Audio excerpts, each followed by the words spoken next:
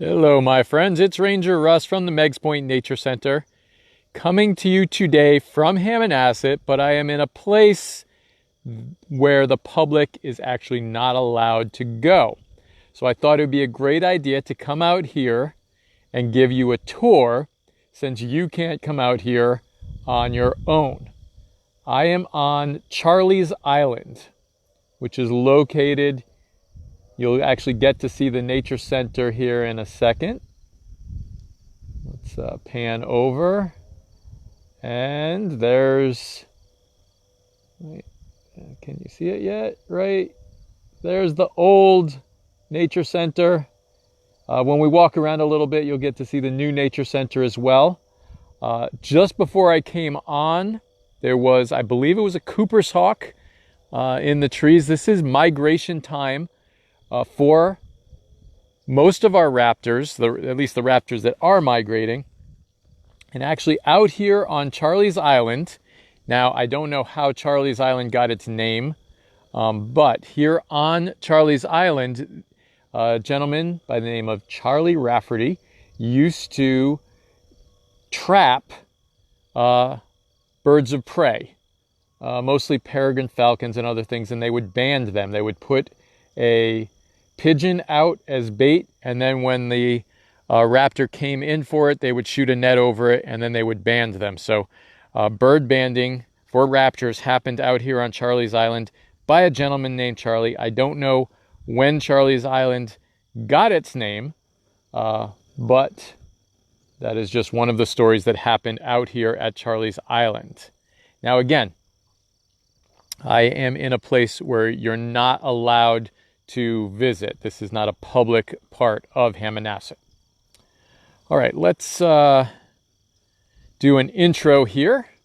So again, this is Ranger Russ coming to you from Charlie's Island. I would really encourage everyone that's possible to please subscribe to our YouTube channel. We're gradually inching up towards that 1,000 people mark. I also want to encourage you to subscribe, to like or follow us on Facebook. We're over 10,000 now with Facebook and working our way towards 11. So another cool goal that we're trying to reach. I want to let you know that if you are watching this live, you can comment anytime and I'll answer the questions as I go. If you're watching this, you can still send us a question or a comment through our website or through Facebook. And these videos, if you're catching this one and haven't got all of the 160 or so, I think I'm actually over 200 now, other videos, you can go to our website, meigspointnaturecenter.org, visit the Virtual Learning Center and see the videos there, or go to YouTube, the Meigs Point Nature Center YouTube channel, and see all the videos there. All right, now I'm also going to encourage people, and you're already doing it. My mom from Uncasville, we have Susan from Wallingford, Campground, Brantford. Everyone is commenting where they are messaging from, which I always like to see. All right, now if you look over there, you can see that is the Hammonasset River over there. Okay. Now, Charlie's Island currently is used for the things that we clean up off of the beach are brought out to the island. I wanted to talk about some of these plants before I leave. I'm standing on a pile of clean out debris from either the campground or somewhere like that. But we have some spotted knapweed here. There we go. This is a common roadside plant. We've got in the back there curly dock, or it's in the buckwheat family. Right here we've got a there's a bayberry. There's a better bayberry we can look at. There's a groundsel there. There's an invasive honeysuckle over that way. There's some honeysuckle over here as well. A little bit of pokeweed right here. And we'll get another look at pokeweed as we go to other places. And then there's some You can see the goldenrod in there as well. Oh, here we go. Here's some good view of some goldenrod. And this is pokeweed. And we'll see if we can find some better pokeweed as we go. Here's one. Now, I'm not sure. I think this is mullein. Mullein and lamb's ear have the same growth, same fuzzy leaves. Lamb's ear, though, I think it's wider. But mullein will get a stalk out the center of yellow flowers. This is a different goldenrod. Okay. My gimbal doesn't like me pointing down like this so much. Okay, so that goldenrod, you can see it's long and on a stalk, the flowering, and these are broader to the ends of the stalks a little bit more. And a bumblebee just showed up here. Always like to see the pollinators at work. All right, do we have any questions yet? Not seeing any questions? All right, very good. I see Marlboro's watching now, though. Now, I just found a golf ball. For some reason, I grew up next to a golf course. I always found golf balls as a kid, constantly. And now, I'm finding one someplace where I don't expect it. And I tend to do that quite often.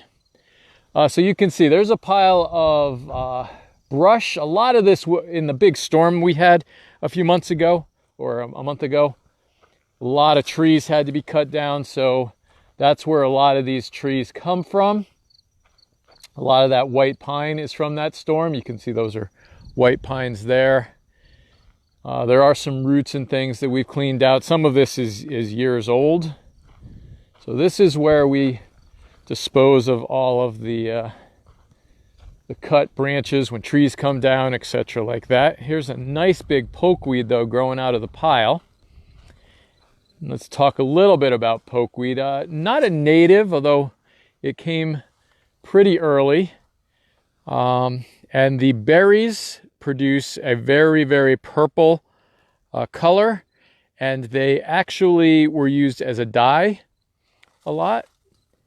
As a child, I discovered that you could paint your face. So I thought it was like war paint for Native American war paint, and I painted my face. River and I both did that. And what I didn't know is that it stains your face. So then I had to wash my face, and it had stained the color, and we both got into a bit of trouble. I don't know if my mom remembers this, but we went to church, and it looked like we had a Native war paint on, which wasn't very good because there were actually Native Americans in our church. So not very good to paint your face with that because it does stain. Here you can see a lot. This looks so cool to me. This is absolutely beautiful. Look at that beautiful pile of driftwood. These are logs that wash up on the beach, and when we're running the beach sweeper up and down, you can't really do that with these logs in the way, so they get picked up. Over the winter, we just let them build up a little bit. We don't really pick them up regularly in the winter. But then in the spring, we have to take truckloads of them out here to Charlie's Island, where they sit and weather, and I don't know. To me, that just looks beautiful to me. It's like some boneyard or old tree graveyard, or like what you would think an elephant graveyard would look like with all the bleached branches there.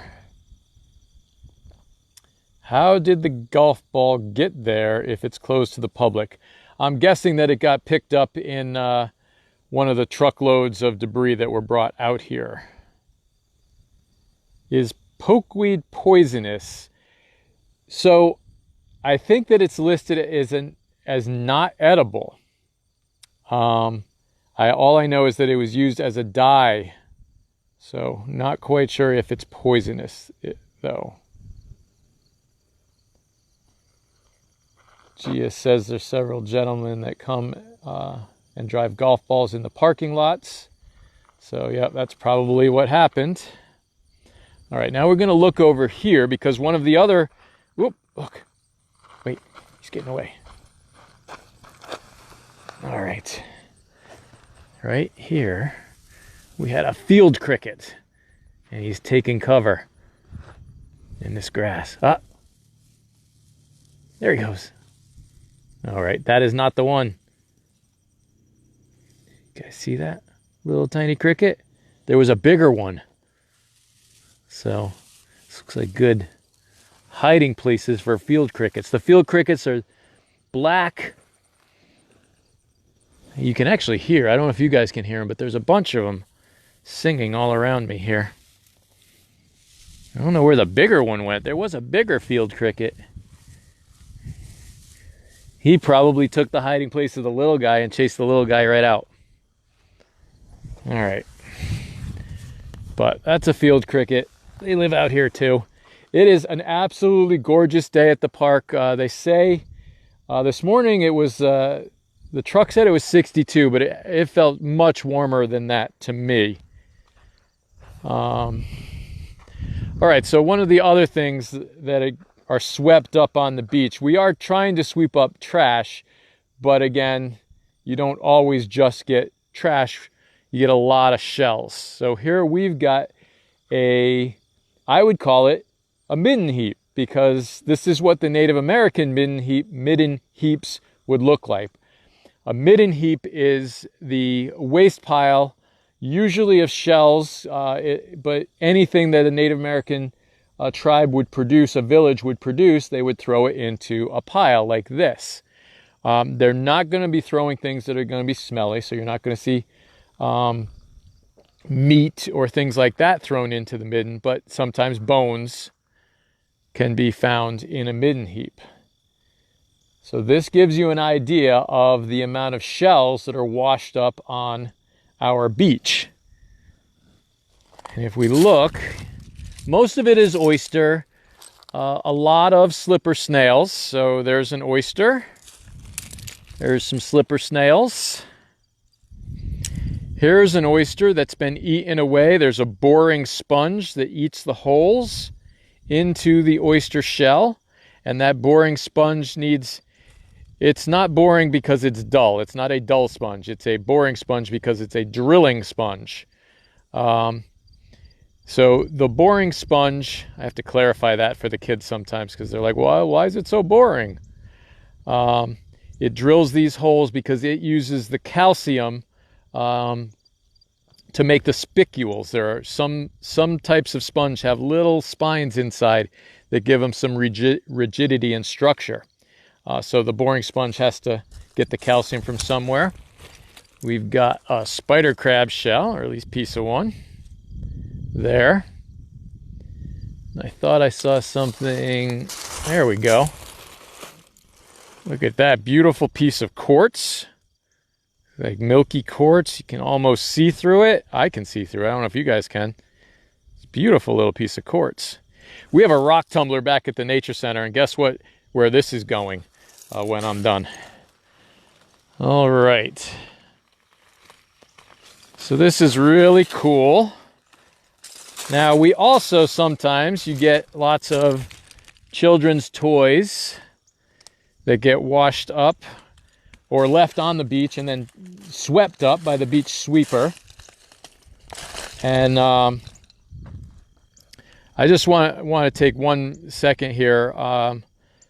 Hammonasset lost another employee a week ago now. Mike Monsanto.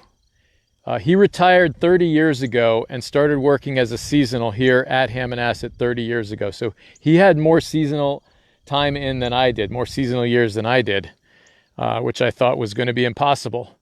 But one of the things that he would do is go up and down the beach, and he always picked up these toys and brought them to the Nature Center to be reused for the kids. And I just want to give a shout out to Mike. He was a really great guy and will be sorely missed.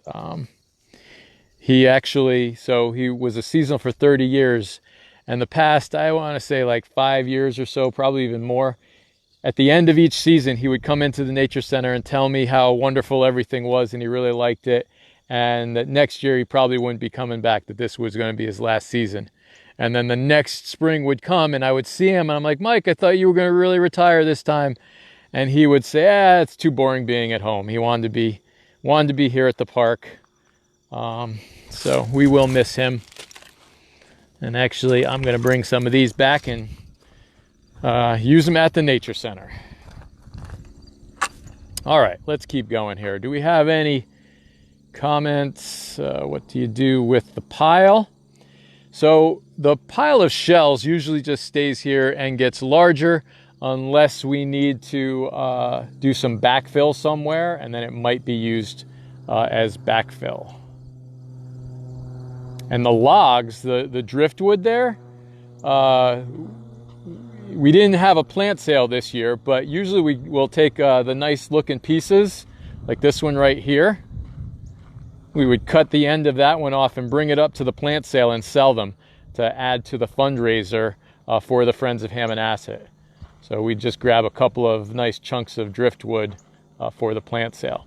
So if we're able to do a full-on plant sale next year, you can come and look for some of this driftwood.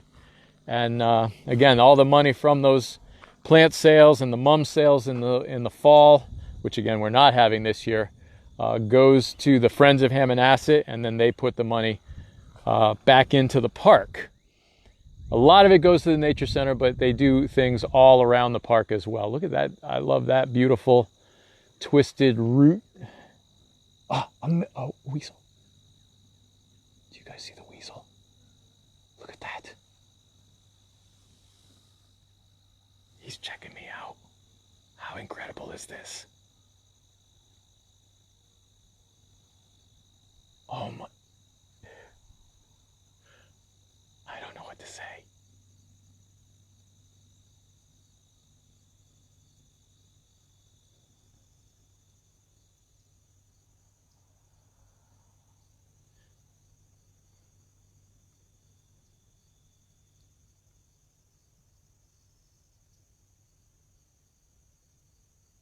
Still there.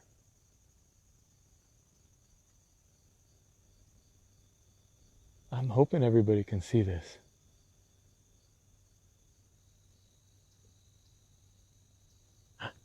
He's getting closer.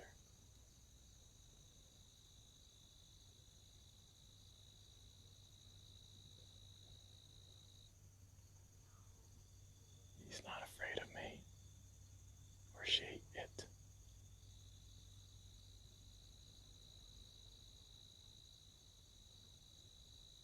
That's a long-tailed weasel.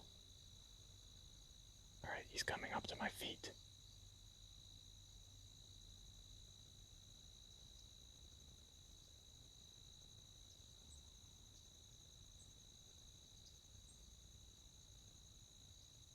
He's standing on his back legs, sniffing me. My shoe is right there.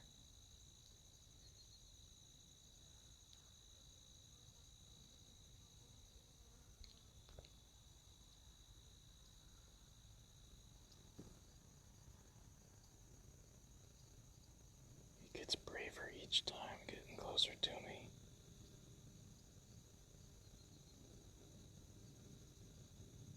Sniffing my shoe.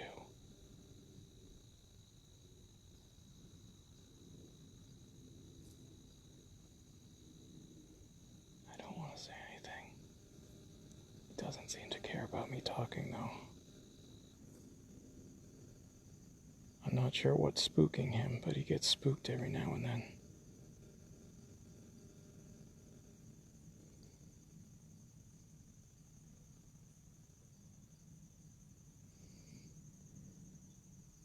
All right, this just made my month.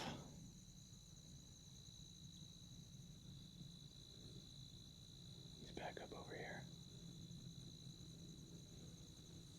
Gotta zoom out so you can see. All right. That, I'm lost at a loss for words. That was amazing, incredible. I don't know that I've ever gotten to be that close to a weasel, even in captivity. He walked right over and sniffed my shoe. She. Oh, he's still here. She's still here. It's still here.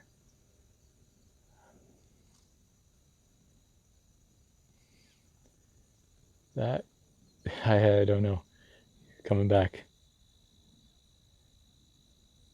Now, I'm going to tell you, everyone, right now, it would not be a good idea to reach out and try and pet an animal like this.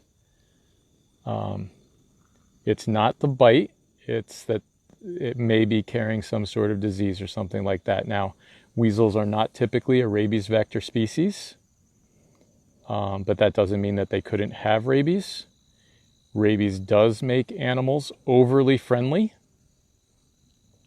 So if a wild animal comes up to you, not a good idea to pet it. Any saliva or bodily fluid can transmit rabies. And if it were to bite you or get any fluids on you, unfortunately, you would have to go and begin getting the rabies tests, but the animal, if possible, would have to be caught and killed and tested for rabies. So rather than allow something like that to happen, because I was very tempted to reach my hand out and let it sniff my hand, but again, it's not a good idea to do that. Okay, let's see if we have some any comments here or questions. A lot of questions, actually. Everybody could see him. Hey, awesome. Adorable. How cute. So curious. Cute. It doesn't climb up my leg, probably out. Weasel whisperer. Very curious.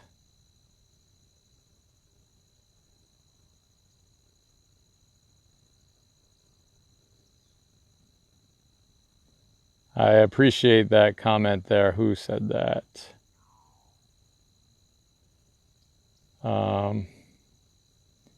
Next time I know I'm bringing a garbage bag, so disgusted by the selfishness of people. That is a very good point. It really is selfish for us to leave our trash out there anywhere. I think some people just don't even think about it, and others think that just because we have a beach sweeper, they don't really have to bring their trash in. All right.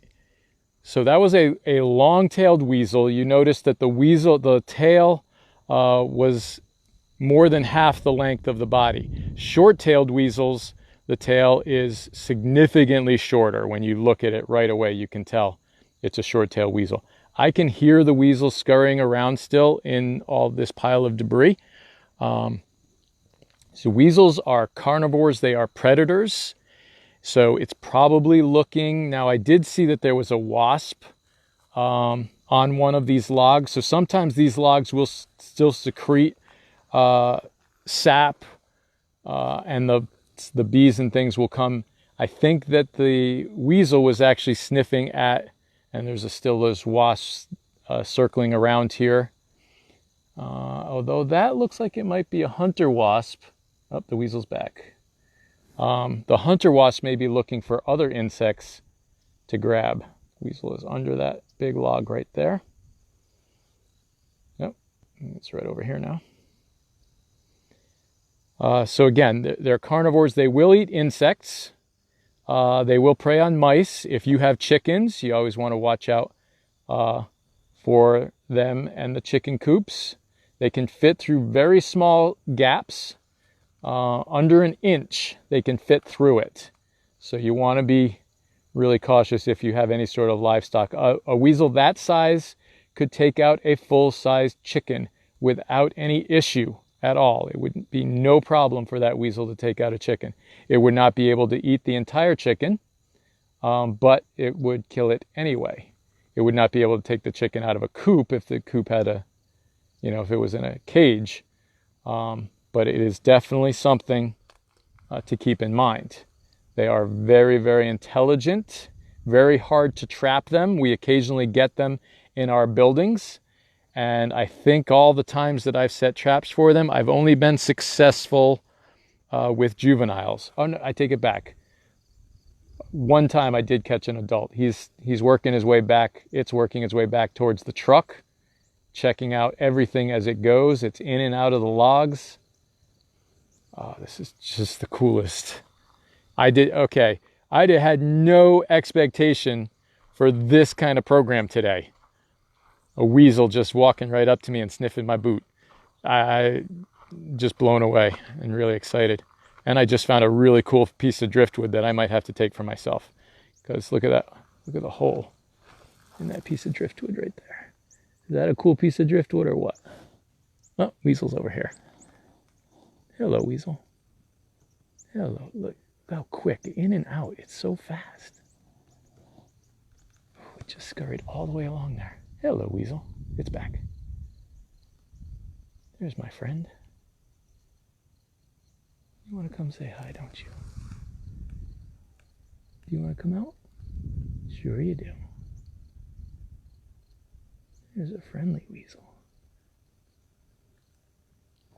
I know they're curious, but this is ridiculous.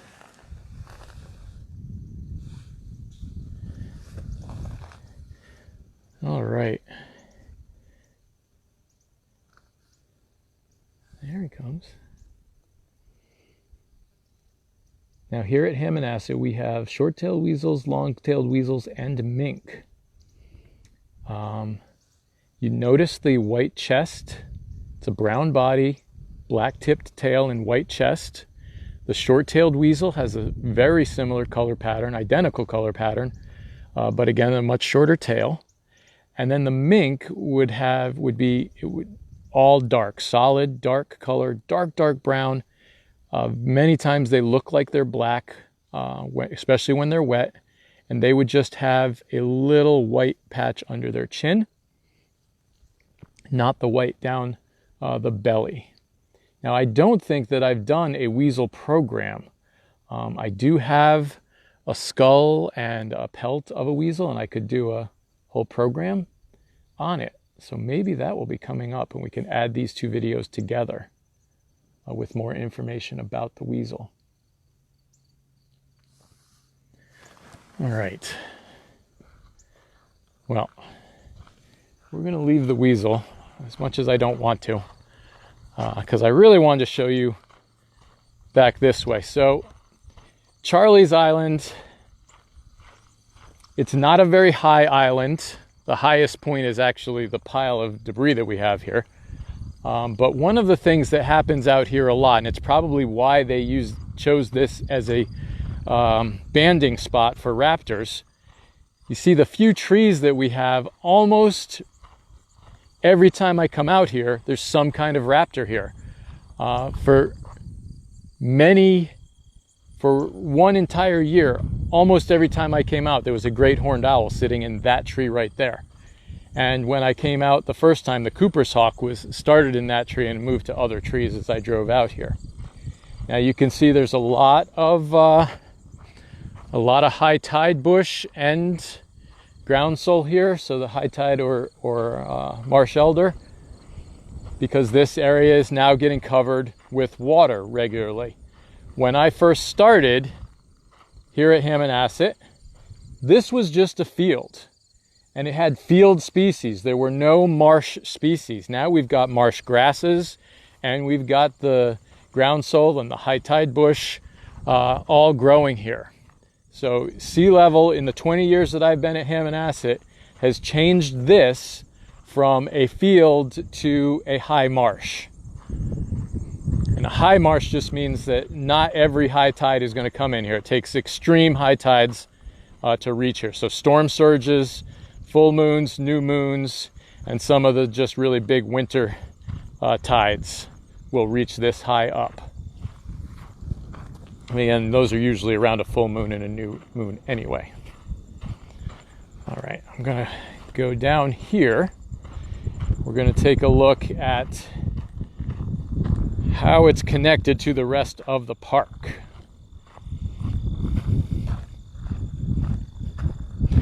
Another thing, so you can see over there are the Nature Center buildings.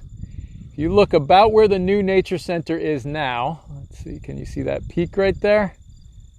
That is where Winchester Arms used to set up their machine guns, and they would shoot out here to Charlie's Island, where the targets were set. And they had a boardwalk connecting the two, Meigs Island, which is where the nature centers are, and Charlie's Island, which may not have been called Charlie's Island at the time. I looked at some really old maps, and this island doesn't have a name on it. It's probably because it's so small. But they would shoot across in this direction, and then they would walk the boardwalk over, check the targets, and that's how they sighted in new machine guns. And coming up, I will do a whole program on history of Hammonasset. It'll probably take a couple of programs because there's a lot of history here. And I'll tell you more about Winchester Arms then. So this right here is salt marsh, and it was salt marsh when I first started here. This was high marsh, and it had the ground sole and the marsh elder growing out there, kind of like what that upper field has turned into now. And we're going to come back down here. We've got that little pink. I don't think that's the smartweed. Yeah, that is smartweed. It's just much smaller. There's some smartweed and some more goldenrod. Let's turn the camera so you can see over here. All right, I should take a check. Is the fisher cat a weasel? The fisher cat is in the weasel family, yes. And the fisher is not our largest, though. The otter is also in the weasel family, and that's our largest. All right, a bird just flew in over here. Oh, it's a little chickadee. It's in the, you can see that cedar that's down right there. There's a chickadee bouncing around in there, looking for some seeds.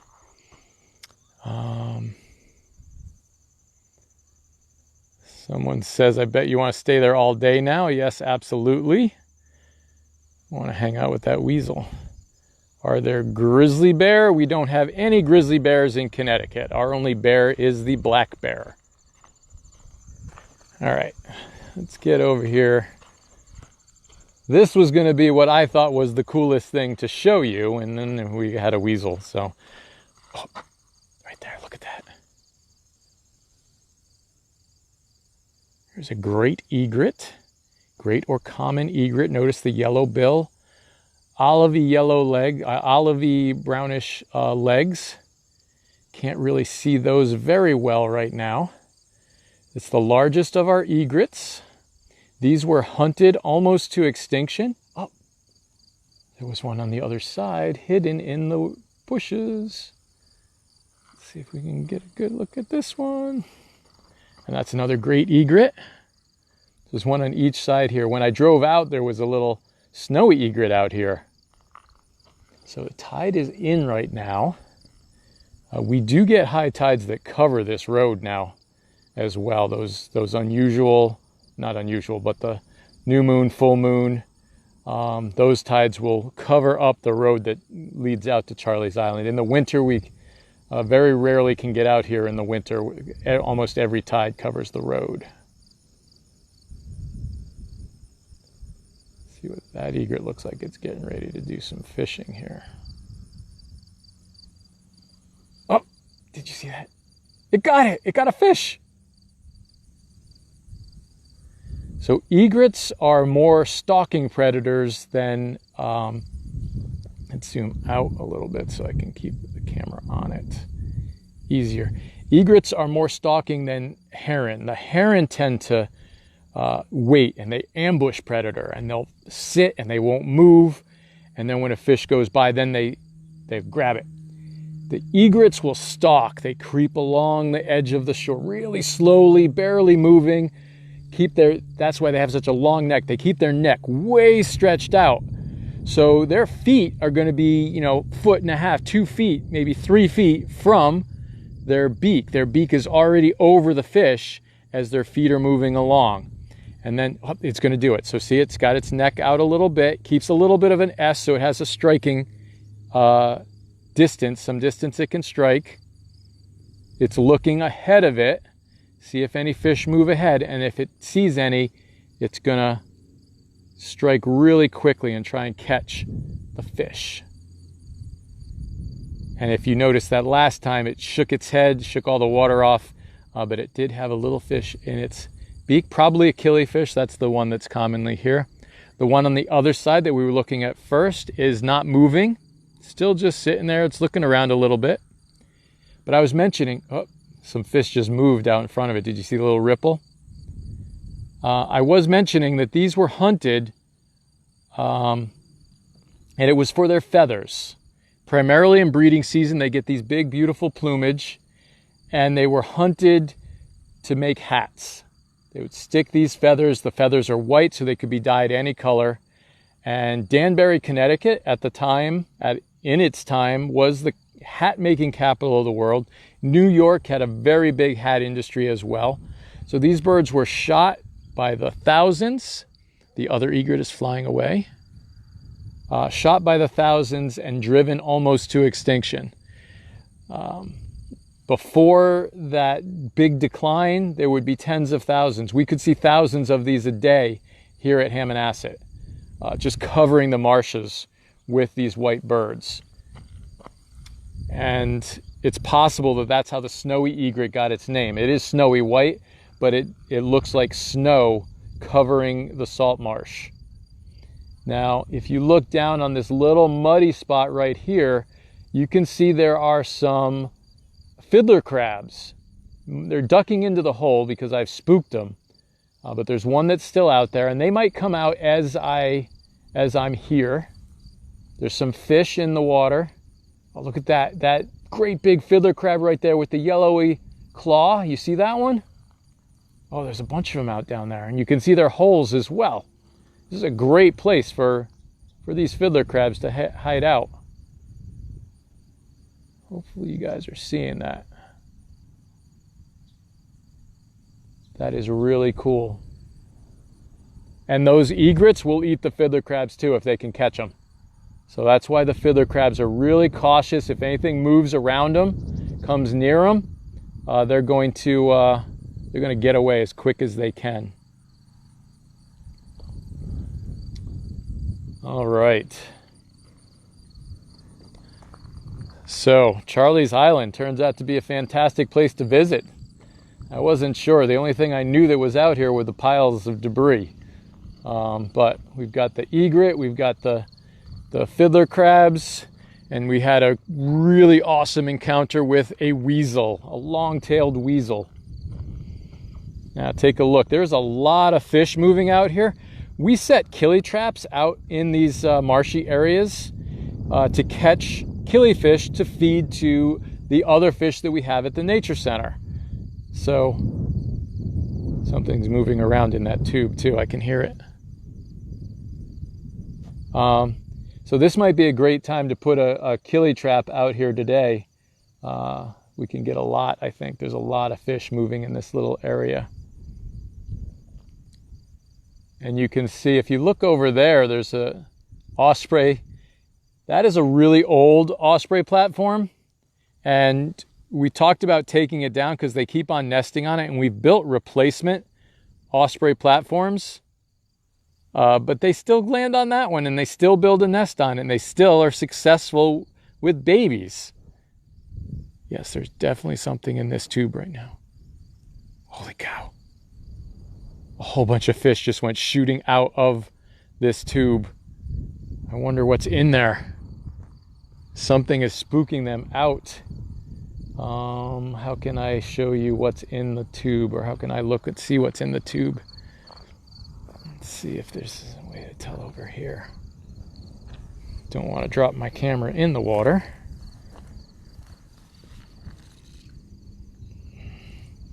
All right, I know what I'm gonna do. We gotta see what's in this tube. It could be just a big fish.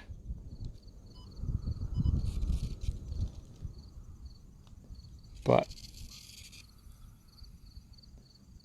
turn the gimbal off. And we're going to take a look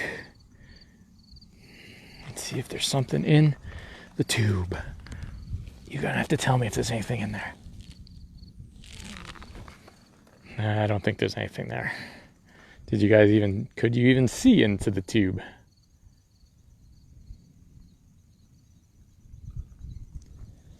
I heard a lot of sound.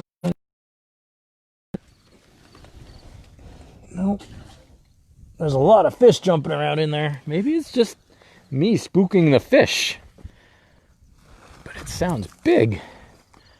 Maybe it's a whole bunch of little fish jumping at the same time.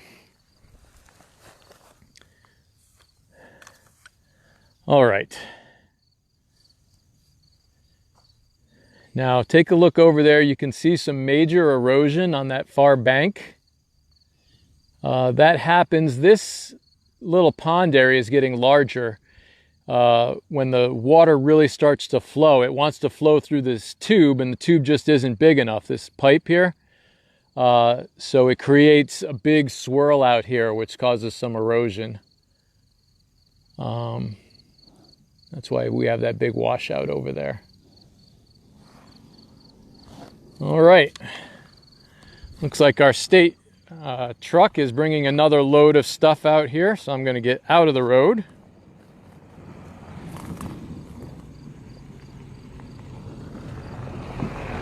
Sign over there that says employees only. This is don't trespass. Yeah, I work in the nature center. Oh, okay, cool. I was like, holy crap. I'm on Facebook Live. All right. There's a new guy. Look at that erosion there, though. You can see all of that wash out in there. All right. So this was quite an adventure. Did not expect the weasel. I'm really excited about that one. Can't wait to watch this video again. Again, if you've missed any of our past videos, you can see them on our YouTube, Meigs Point Nature Center YouTube. Or you can go to our website, meigspointnaturecenter.org. Visit the Virtual Learning Center. We have lots of great material put up on our Virtual Learning Center every day by a great group of volunteers. They're adding to that all the time, so check back in regularly because you never know what new is going to be added to the Virtual Learning Center. Please subscribe to the YouTube channel, Meigs Point Nature Center YouTube channel. And I will continue to do these programs Tuesday through Friday at 11 o'clock. And this coming Saturday, we have a very special atlatl program. So I've got Gary Nulf will be coming. We're going to throw some atlatls in the parking lot. Got to keep our social distance, but we'll be doing a live atlatl program Saturday at 10 o'clock. So hopefully you can all tune in then. And let's see, picture quality was bad for a minute. So the truck may have caused some interference. I don't know what that may have been about. All right, again, this is Ranger Russ from the Meigs Point Nature Center at Charlie's Island, signing off.